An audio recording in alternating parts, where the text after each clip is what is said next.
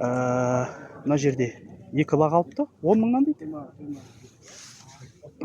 Екеуі де ұрғашы. Үйге апарып бағам дейді, жаман емес. Не бұйырған, Аллах берекетін берсін. Құдай келтірем десе, тіптен нені етіп алуға да болады. Жақсы баға алуға болады. Мысалға деген ешкі деген тез өседі. Өздеріңіз білесіздер, ешкімен айналысқандар болса. Бізде қазір мал базарды мынау шеті. Енді әрмен қарай оның ұшы қиыры жоқ. Терең. Кірген сайын малдың түр-түрі сорт-сорт шыға береді. Қанша? Кепе қанша? Сатылды. О, сатылды, жақсы. Сатып алыпты міне кепені. Апай қаншаға түсті? 45-ке. Жақсы түсіпті міне.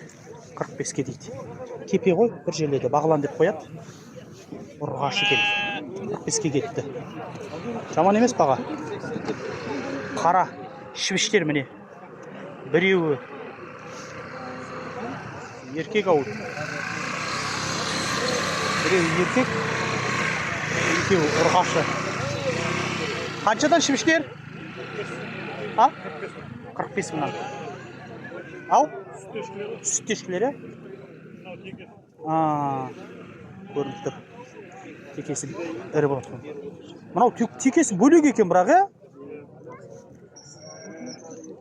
Мынау биталмен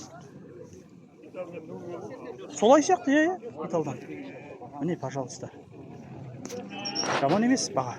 Жақсы беріп тұр. 45-тен дейді. Екі ұрғашы бір еркегімен әрқайсына дара басына 45-тен береді. Сонда үшеуі 135 түседі ғой үшеуін алса. Мыналар сүт кешкі жақсы.